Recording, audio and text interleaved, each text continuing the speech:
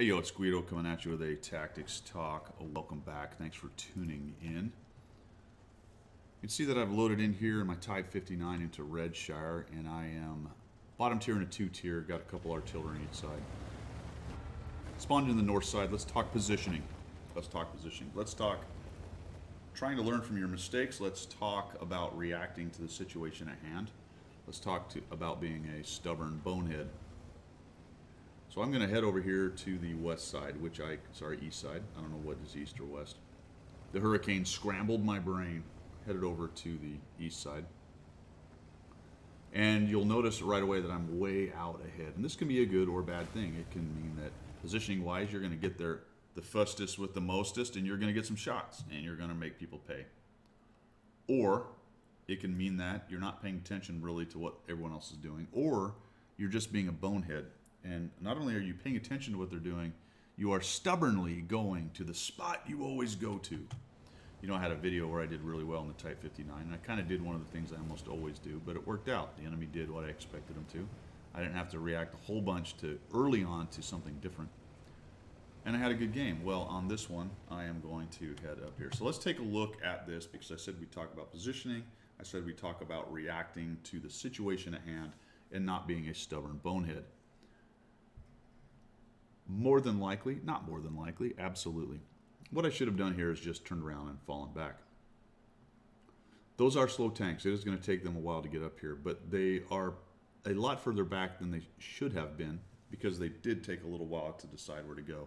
And I do not have any other medium help with me to try and take on anything that shows up early on. And if we take a look at the rolls, there is a 7-1 and an Object 430 on the other side, as well as a 34-2 and a Batchat 12T. All of those are certainly fast enough to get here. And if a couple of them show up, I'm in probably pretty big trouble. Let's see what happens here.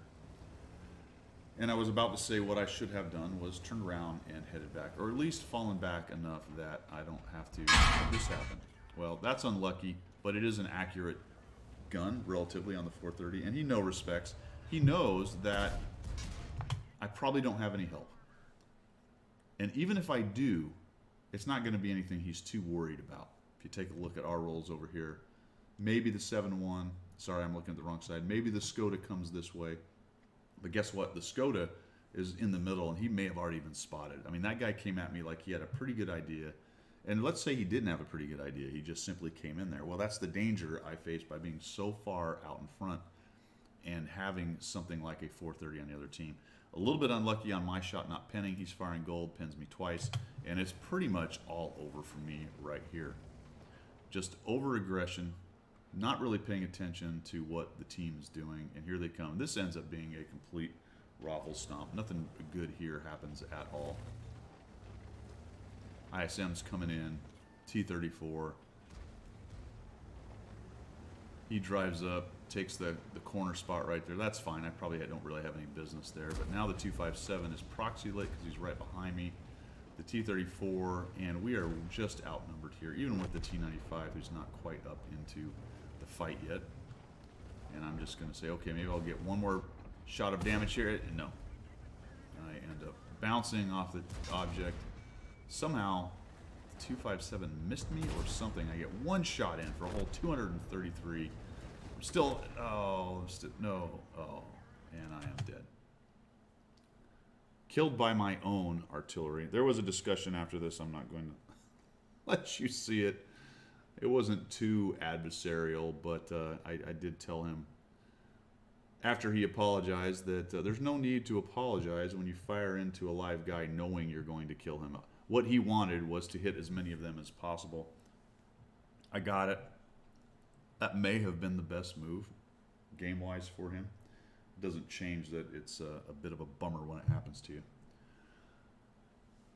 But the further point is the positioning, paying attention to the game, and reacting to what's actually happening in your particular match. Despite what the critical terrain is, the meta is, you've got to take a look at it. Now, the 705 and the T28 being in the corner, that doesn't help. There's a lot of stuff that doesn't help on this particular game, but me dying early like that certainly also does not help. And I probably should have just fallen back. All of us probably should have fallen back once we noted that we just didn't have a good hard push to get up and take these rocks.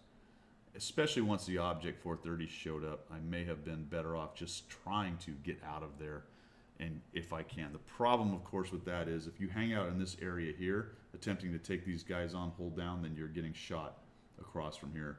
So if you do get pushed out of this spot and forced back here, it's very, very difficult to survive because they have their hold down shots on you out in the open. These guys have shots across on you if you're poking out from the edge of this thing, and getting all the way back across this water and around this corner can be very, very difficult. That being said, just because it's difficult doesn't mean it's not something you should have done, and maybe I would have got out of here with a little bit more than 234 damage in a dead tank, nearly first in the game. All right, just some things to think about right there. It is a evolution, a process, if you will, where I am attempting to dial back a little bit on the aggressive pushes to critical terrain. I still believe that is important in the game, but reading that needs to happen a little bit faster. I used to be able to get away with that a lot, but the game is so campy now, and really the meta has turned into this much more careful, use everyone else's shields kind of thing. And it sounds like me whining, and maybe it is to a little extent, but that's just the way it is. So you can either react to that, or you can continue to do it the old way, and I'm attempting to react a little bit without actually becoming that sit in the back farming kind of guy. That's my 2 cents on that. If you got any good examples, I'd really be interested to see them, and we will see ya.